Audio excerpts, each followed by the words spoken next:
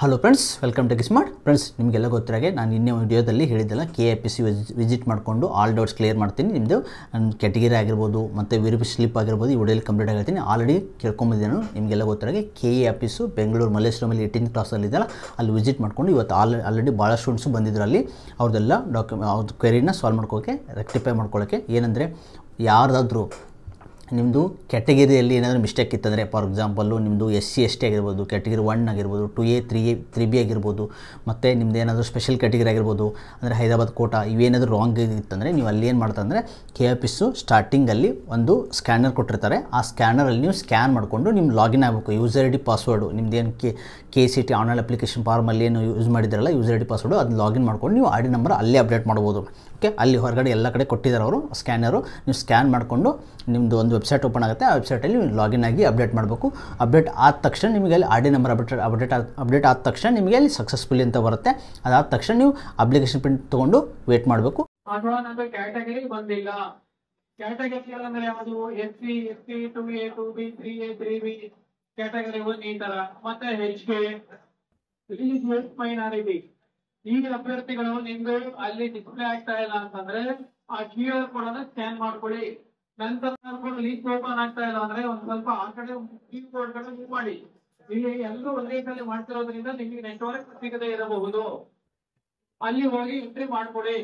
ಅದಾದ್ಮೇಲೆ ಅಲ್ಲಿ ನಿಮ್ಗೆ ಸೇವ್ ಸಕ್ಸಸ್ಫುಲಿ ಅಂತ ಬಂದ್ರೆ ನಿಮ್ಗೆ ID ನಂಬರ್ ಸರಿಗಿದೆ ಅಂತ. ಅದಾದ್ಮೇಲೆ ನೀವು ಆ KVA ವೆಬ್ಸೈಟ್ ಅಲ್ಲಿ UGC ಅಂತ ತಗೊಳ್ಳಿ, ಅಡ್ಮಿಷನ್ಸ್ ಅಂತ ಸೆಲೆಕ್ಟ್ ಮಾಡ್ಕೊಳ್ಳಿ. ನಂತರ ಅಲ್ಲಿ ಇದೊಂದು ಗ್ರೀನ್ ಪೋರ್ಟಲ್ ಅಂತ ಇದೆ, ಅಲ್ಲಿ ಹೋದ್ರೆ ಅಪ್ಲಿಕೇಶನ್ ಪ್ರಿಂಟ್ ಅಂತ ಇದೆ, ಅಪ್ಲಿಕೇಶನ್ ಪ್ರಿಂಟ್ ಮಾಡ್ಕೊಳ್ಳಿ. ಇಷ್ಟೇ ನೀವು ಮಾಡ್ಬೇಕಾಗಿರ್ತಕ್ಕಂಥ ವರ್ಕ್. ಆಲ್ರೆಡಿ ಸಮಸ್ಯೆ ಇರೋದು ಅಂತಂದ್ರೆ ನೀವು ಆ ಕಡೆ ಹೋಗಿ ಎಂಟ್ರಿ ಮಾಡ್ಬೋದು. ಇಲ್ಲಿ ವೆಯ್ಟ್ ಮಾಡ್ತಕ್ಕಂಥ ಅವಶ್ಯಕತೆ ಇಲ್ಲ. ಆಮೇಲೆ ಸ್ಟೇಟಸ್ ಚೆಕ್ ಮಾಡ್ಕೋಬೇಕು ಸಂಜೆ. ಓಕೆ, ಒಂದು 4-5 ಅವರ್ಸ್ ಆದಮೇಲೆ ಸ್ಟೇಟಸ್ ಚೆಕ್ ಮಾಡ್ಕೋ, ಅದ್ರ ಸ್ಟೇಟಸ್ ನಿಮ್ಗೆ ಹೇಳ್ತಾರೆ.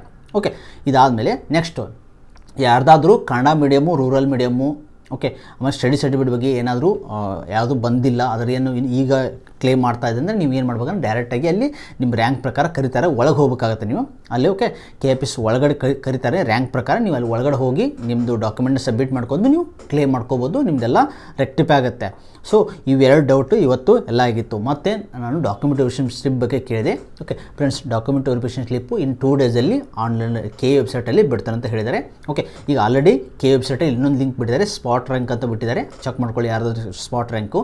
ನೆಕ್ಸ್ಟು ಯಾರ್ದಾದ್ರೂ ಏನಾದರೂ ಗ್ರಿವೆಲೆನ್ಸು ನಿಮ್ಮದು ಏನಾದರೂ ಡೌಟು, ಓಕೆ, ನಿಮ್ಮ ಏನಾದರೂ ಪ್ರಾಬ್ಲಮ್ ಇರ್ತದೆ, ನೀವು ಅದು ಇನ್ನೊಂದು ಲಿಂಕ್ ಬಿಟ್ಟಿದ್ದಾರೆ, ನೀವು ಲಾಗಿನ್ ಮಾಡಿಕೊಂಡು ನಿಮ್ಮ ಗ್ರಿವೆಲೆನ್ಸ್ನ ನೀವು ಇದು ಮಾಡ್ಕೋಬೋದು, ರೈಸ್ ಮಾಡ್ಬೋದು. ಅವರು ಅಲ್ಲಿ ಸ್ಟೇಟಸ್ ಕೂಡ ಇರುತ್ತೆ, ಸ್ಟೇಟಸ್ ಚೆಕ್ ಮಾಡ್ಕೋಬೋದು, ಅಲ್ಲಿ ಅಪ್ಡೇಟ್ ಆಗುತ್ತೆ ನಿಮಗೆ.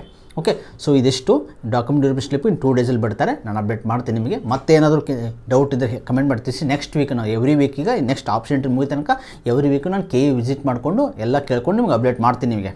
ಓಕೆ, ಸೊ ಇದಿಷ್ಟು ಅಪ್ಡೇಟ್ ಆಗಿತ್ತು ಇವತ್ತು. ಓಕೆ, ಇದೇ ರೀತಿ ಅಪ್ಡೇಟ್ ಆಗಿ ನಮ್ಮ ಚಾನಲ್ ಸಬ್ಸ್ಕ್ರೈಬ್ ಮಾಡ್ಕೊಳ್ಳಿ. Thanks for watching guys. Please